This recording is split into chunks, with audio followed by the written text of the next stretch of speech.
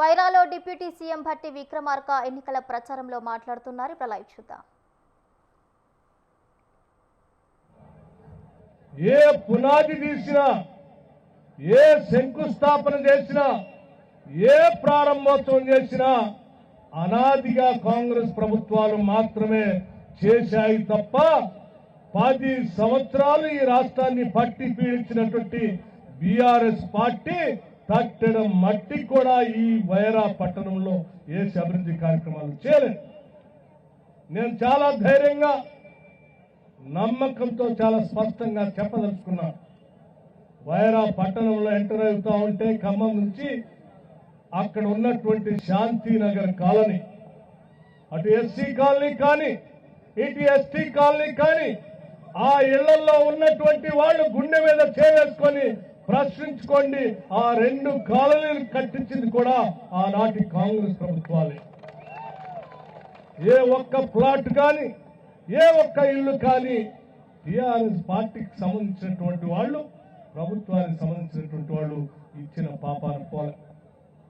అక్కడ నుంచి ఇక్కడికి వస్తే ఇక్కడ మాట్లాడుతున్నటువంటి మాటూరుపేట కాలనీ ఆనాటి కాంగ్రెస్ ప్రభుత్వాలే ఇచ్చాయి తప్ప టీఆర్ఎస్ పార్టీ ఒక్క ఇల్లు కూడా ఇచ్చినటువంటి పాపాన పోలేదు, ఒక్క ప్లాట్ కూడా ఇవ్వలేదు. దీని నుంచి ఇంకొంచెం ముందుకు పోతే ఫిషరీస్ కాలనీలో నివాసం ఉంటున్నటువంటి ఆ కుటుంబ సభ్యులందరూ గుండె మీద చేసుకొని ప్రశ్నించుకోండి. ఆ స్థలాలు ఇళ్లు కట్టించింది ఆనాటి కాంగ్రెస్ ప్రభుత్వాలే తప్ప బీఆర్ఎస్ పార్టీ చేయలేదు. అక్కడి నుంచి ఇంకొంచెం ముందుకు పోతే బంక్ కాలనీ అని మనమందరం పిలుస్తూ ఉంటాం. ఆ పక్కన ఉన్నటువంటి బోడెపడి కాలనీ అని కూడా పిలుస్తూ ఉంటాం. ఆ కాలనీలో కూడా ఇచ్చినటువంటి స్థలాలు కానీ, కట్టించినటువంటి ఇళ్లు కానీ, ప్రతి ఇంటిలో ఉన్నటువంటి ఇటుక పెళ్ళని అడిగితే అది చెప్తుంది కాంగ్రెస్ పార్టీ, కాంగ్రెస్ ప్రభుత్వాలు ఇచ్చాయి. అక్కడ నుంచి పక్కకు వస్తే ఇందిరమ్మ కాలనీ ఆనాటి ప్రభుత్వాలు, కాంగ్రెస్ ప్రభుత్వాలే ఇచ్చాయి తప్ప మధ్యలో ఈ రాష్ట్రాన్ని విభజన జరిగిన తర్వాత మన వనరులు, ఆస్తులు, వ్యవస్థలు వాటన్నింటినీ ప్రజల కోసం ఖర్చు పెడతామని మాటలు చెప్పి వచ్చినటువంటి బీఆర్ఎస్ పార్టీ ఒక్క కాలనీ కూడా ఈ వైరా పట్టణంలో కట్టలేదు. అది కావాలంటే అందరూ ప్రశ్నించుకోండి. ఈ కట్టిన ప్రతి కాలనీ కాంగ్రెస్ ప్రభుత్వాలు కట్టిని. ఎందుకు ఇంత గట్టిగా నేను చెప్పదలుచుకున్నానంటే మాకు తెలుసు, చూశాం. పేదల బాధలు అర్థాలు చేసుకున్నటువంటి కాంగ్రెస్ ప్రభుత్వాలు మాత్రమే పేదలు, బడుగు, బలహీన వర్గాల కోసం కాలనీలు కట్టించగలదు, అవసరమైతే ఇల్లు ఇవ్వగలదు. అందుకే ఇంత గట్టిగా నేను చెప్పదలుచుకున్నాను. తిరిగి మళ్ళీ కాంగ్రెస్ ప్రభుత్వం వచ్చిన తర్వాత మాత్రమే 10 ఏళ్లు పాలన పూర్తయిన తర్వాత మీ అందరి ఆశీర్వచనంతో వచ్చినటువంటి కాంగ్రెస్ ప్రభుత్వం మాత్రమే ఆలోచన చేసింది. ఈ రాష్ట్రంలో ఉన్నటువంటి పేదవాళ్ళకి, నీడలేనటువంటి ప్రజానికానికి ఆత్మగౌరవంతో బతకాలనేటువంటి భార్య పిల్లలతో ఉంటున్నటువంటి ఆ కుటుంబానికి ఇందిరమ్మ ఇళ్లు ఇవ్వాలి. ఆ ఇంటి ఖర్చు అవసరమైతే 5 లక్షల రూపాయలైనా శాంక్షన్ చేయాలి.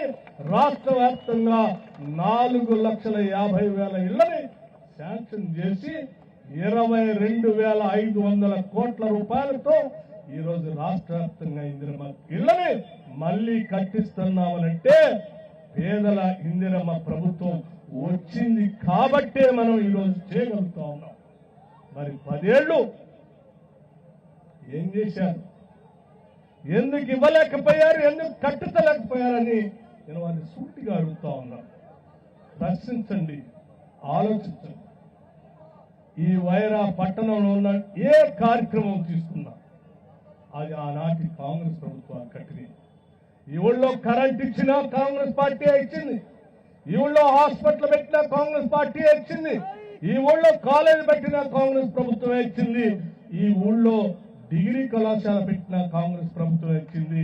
ఇవాళ ఇచ్చినటువంటి 200 కోట్ల రూపాయలతో young India integrated residential school ని వైరా పట్టణంలో శాంక్షన్ చేసి రూమ్ పూజ చేసి పనులు నడిపిస్తున్నది కూడా కాంగ్రెస్ పార్టీ. 100 పడకల ఆసుపత్రిని తిరిగి రామ్దాస్ నాయక్ గారు శాసనసభ్యుడు అయిన తర్వాత వైరా పట్టణంలో ఉన్నటువంటి పేదలకు వైద్యం కావాలని చెప్తే 100 పడకల ఆసుపత్రిని శాంక్షన్ చేసి భవిష్యత్తులో ఈ పట్టణంలో నివాసం ఉంటున్నటువంటి పేదలకు వైద్య ఇబ్బంది లేకుండా చేయాలనేటువంటి ఆలోచన చేశాం. ఈ పట్టణంలో ఉన్నటువంటి జూనియర్ కళాశాలకి నిధులు కావాలని అంటే 10 ఏళ్ళు రూపాయి ఇవ్వలేదు. కూలిపోతున్నా కానీ, కిటికీలు లేకుండా ఉన్నా కానీ, గోడలు పడిపోతున్నా కానీ పట్టించుకోనటువంటి ప్రభుత్వాన్ని చూశాం. సంవత్సరం తిరగకుండానే శాసనసభ్యుడు నన్ను తీసుకొని వచ్చి కళాశాల చూపించి, అన్న ఈ జూనియర్ కాలేజ్ కి నిధులు కావాలంటే అక్కడి నుంచే మాట్లాడి ఎగ్జామ్ చేసి కోట్ల రూపాయలు శాంక్షన్ చేసి జూనియర్ కళాశాలకి నిధులు ఇచ్చాం. కావాలని అడిగితే ఒక్క జూనియర్ కళాశాల కాదు, భవిష్యత్తులో ఈ పట్టణంలో పుట్టిన ప్రతి బిడ్డ కూడా ప్రపంచంతో పోటీపడే స్థాయిలో ఎదగాలి, ఉద్యోగ అవకాశాలు పొందాలనేటువంటి ఆలోచనతో అడ్వాన్స్డ్ టెక్నాలజీ సెంటర్ ని కూడా ఈ వైరాకి శాంక్షన్ చేసింది కూడా మన ప్రభుత్వమే. మిత్రులు ఆలోచన చేయండి. పాలిటెక్నిక్ కళాశాల శాంక్షన్ చేశాం. ఇది మామూలు విషయం కాదు. అంతెందుకు, నిన్నటికి నిన్న ఈ ప్రాంతం నుంచి నేను పోతా ఉంటే శాసనసభ్యులు మమ్మ ఆపి మూల మీద ఉన్నటువంటి అడ్డ రోడ్లో ఉన్నటువంటి అనేక దశాబ్దాలుగా పక్కన చిన్న బళ్ళు పెట్టుకుని వ్యాపారం చేసుకుంటున్నటువంటి చిరు వ్యాపారస్తులు తొలగించి 5 సంవత్సరాలు అవుతా ఉంది. వాళ్ళకి పక్కాగా గదులు కట్టించి వాళ్ళ స్థలాలు వాళ్ళకి షాపులు ఇస్తే ఆదాయంతో పాటు ఈ పట్టణానికి కూడా అందంగా ఉంటుంది. లేకపోతే మోడు వారిని గోడలతో వచ్చి పోయే వాళ్ళు చూసి ఇదే పట్టణం అని అడుగుతున్నారన్నా, ఇది శాంక్షన్ చేయాలి అంటే ఇక్కడి నుంచి ఇక్కడే ఎగ్జామ్ చేసి ఫైల్ పంపించమని చెప్పాం. కొద్ది రోజుల్లో తప్పనిసరిగా దీన్ని శాంక్షన్ చేసి తీసుకొని వస్తాం. భవిష్యత్తులో వైరా పట్టణానికి ఇది వడివడిగా పెరుగుతా ఉంది. దీనికి కావలసిన వసతులు ఏర్పాటు చేయాలంటే అండర్ గ్రౌండ్ డ్రైనేజ్ ఏర్పాటు చేసుకోకపోతే పెరిగేటువంటి పట్టణానికి ఇబ్బంది వస్తుందనేటువంటి ఆలోచనతో అండర్ గ్రౌండ్ డ్రైనేజ్ సంబంధించిన సర్క్యులేట్ చేయమని చెప్పాము. ఫైల్ని అది ప్రాసెస్ లో ఉంది.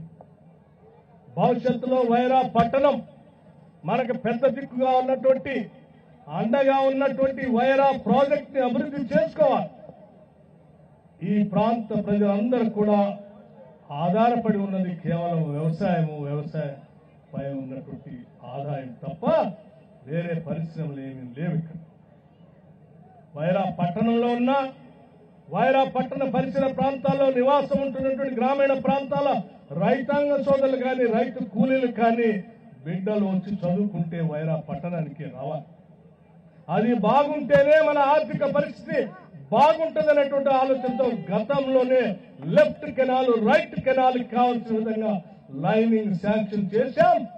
మళ్ళీ తిరిగి ఆగిపోయిన దాన్ని రెండో ఫేజ్ తిరిగి మళ్ళీ మన ప్రభుత్వం ప్రజాప్రభుత్వం వచ్చిన తర్వాతనే లెఫ్ట్ కెనాల్ కి రైట్ కెనాల్ కి కోట్ల రూపాయలు శాంక్షన్ చేపించి పనులు సాగిస్తాం.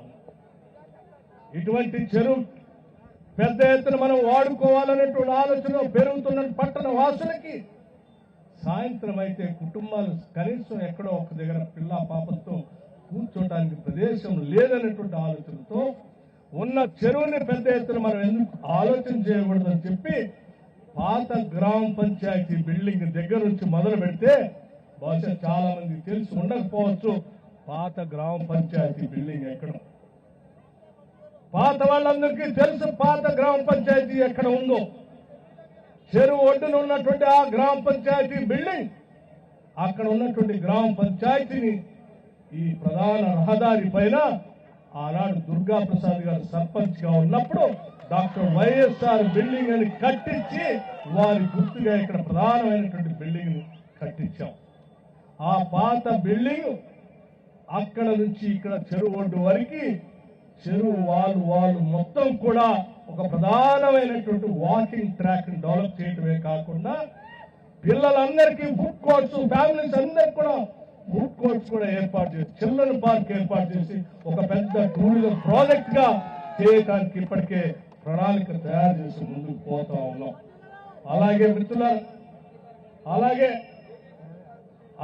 మిత్రులారా వైరా పట్టణానికి సంబంధించి ఈ రోజు మనం ఏం ఆలోచన చేస్తున్నటువంటి పక్కన ఉన్నటువంటి ఇండోర్ స్టేడియం, ఆ ఇండోర్ స్టేడియం మనం పునాదులేసాం, తిరిగి మనమే ప్రారంభిస్తా ఉన్నాం. మధ్యలో ఉన్న 10 ఏళ్లు ఏమైపోయారో తెలియదు. ఇండోర్ స్టేడియంతో పాటు ఇక్కడ ఉన్నటువంటి social welfare residential school, government residential school ఆనాటి మన ప్రభుత్వాలు తీసుకొచ్చాయి. ఈ రోజు ఆ రకంగా ఉన్న రెసిడెన్షియల్ స్కూల్ కంటే కూడా ఒక స్కూల్ ని 25 ఎకరాల్లో 200 కోట్ల రూపాయలతో SC, ST, BC, minority, OC పిల్లలందరూ కలిసి ఒకటే ప్రాంగణంలో చదువుకునేటట్టుగా ప్రపంచ స్థాయితో పోటీ పడే స్థాయిలో young India integrated residential school ని వైరా పట్టణంలో కట్టిస్తా ఉన్నాం. ఈ ప్రాంత ప్రజలకి అది ఒక వరంగా మారబోతా ఉంది. మిత్రులు ఆలోచన చేయాలి. ఇవాళ వైరా పట్టణం ఈ రాష్ట్రంలో ఉన్నటువంటి ప్రజలందరూ కూడా ఇక్కడ వచ్చి నేను పిలుపిస్తా ఉన్నా. 10 సంవత్సరాలు రేషన్ కార్డుల కోసం అడిగి అలిసిపోయాం. తిరిగి చెప్పులు అరిగిపోయినాయి, కానీ కొత్తగా రేషన్ కార్డులు ఎవరికి ఇవ్వలేదు. మీరు ఏ మున్సిపాలిటీ పోయినా